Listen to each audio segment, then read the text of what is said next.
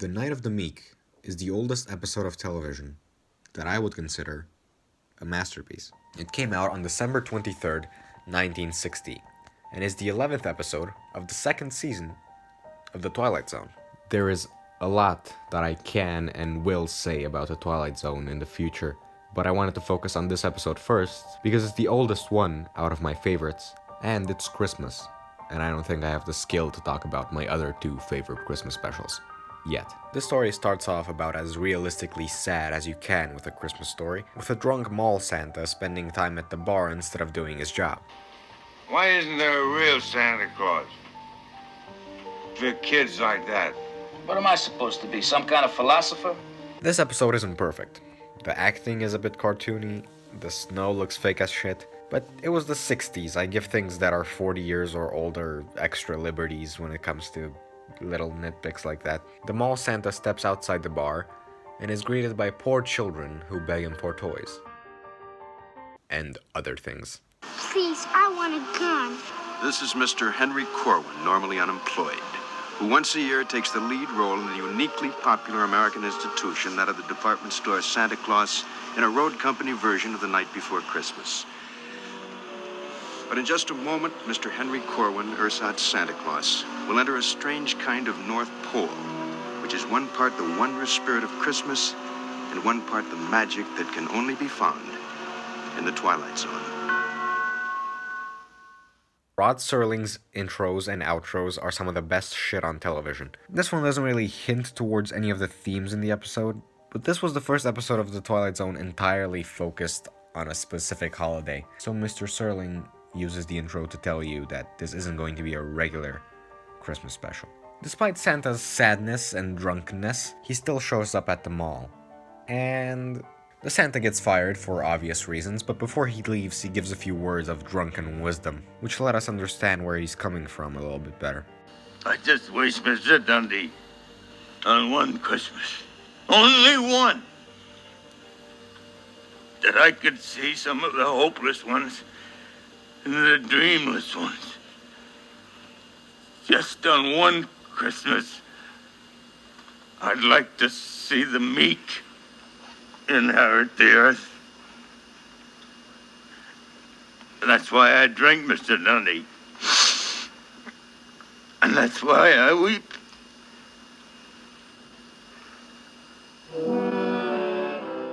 Yeah, shit like that is the reason why I've seen The Twilight Zone from beginning to end twice. The now jobless Santa walks into an alleyway, and right now we're about at the halfway point of the episode, and nothing supernatural has happened. And when a Twilight Zone episode isn't Twilighty enough from the beginning, it usually starts getting supernatural around halfway through. And that's what happens here.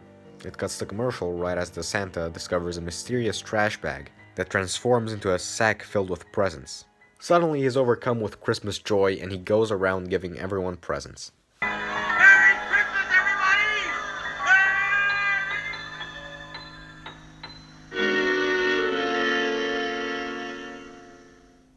I find it strange that the only person in this episode representing religion of any kind is the sister, who reports the miracle because she doesn't believe in it. I'm not sure about this, and Rod seemed pretty religious, but I think he might have had something against the church, because the fact that she gets annoyed when everyone stops paying attention to her, it kind of feels like, you know, him trying to say religion benefits on misery because of all the poor people wherein the I might be stretching things here, but you know, art is interpretive. He's taken to the police station, but the magic sack seems to return to a regular trash bag whenever someone who isn't him uses it.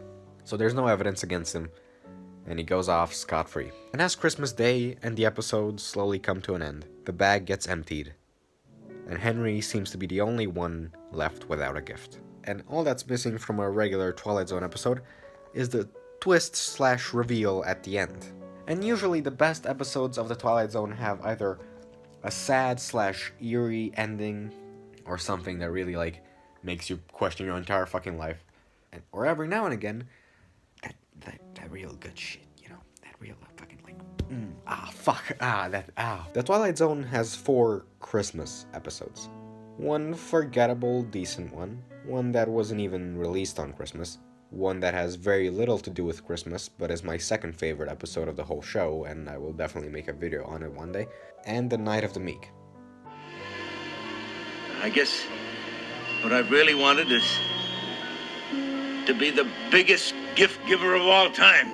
And that's exactly what he ends up becoming. Going back into the alleyway and finding a sleigh with reindeer and an elf telling him that he's been the real Santa Claus the whole time.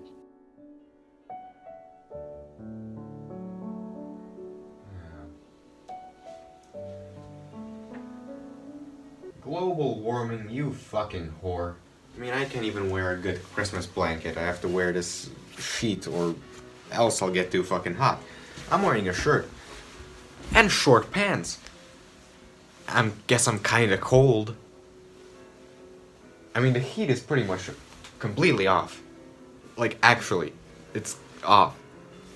And I have no problem sitting like this. And it's almost Christmas. It's like less than a week away. Not even one snowflake outside.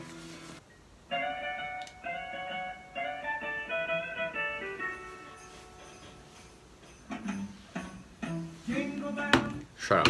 I can only dream of a white Christmas because Germany is hot as hell. Which is so weird because I grew up in Romania, which is close to Russia. When I fucking did a snow angel, the snow was like up to here. But anyway, The Night of the Meek. All my favorite Christmas specials explore a particular part of Christmas. Arthur Christmas explores family and how that interaction happens on Christmas. Klaus explores why Christmas even exists in the first place. Why did we start it? Why do we keep going with it? Abed's Uncontrollable Christmas explores what the meaning of Christmas even is, if it even has a meaning. And It's a Wonderful Life explores how the season can bring out the best in humans. And The Night of the Meek in the first half shows us the negative sides of Christmas and how a lot of people are depressed, and even if they wanted to celebrate Christmas they couldn't because they can't afford it. And the rest of the world goes from feeling normal to feeling happy and full of holiday joy, while they go from feeling shit to feeling even more shit. That's why he weeps, and that's why he drinks. That is my favorite part of the episode by far, that speech. And the whole scene where he gets fired is by far the best. It's the standout moment of the whole thing. In this speech, he explores how, like, a lot of people have lost touch with the meaning of Christmas, and there's all this commercialism around it, and how, like, and instead of it being about goodwill amongst men and women, it's about tree and the big tree with the big presents and everything. And that's why I don't like stuff like Home Alone.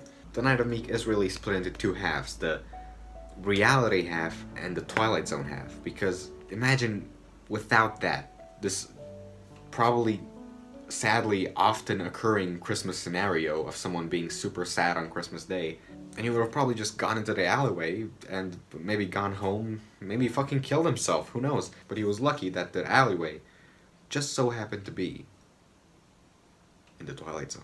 And that's what the second half shows, is generosity and how far that can go, and how much that can mean.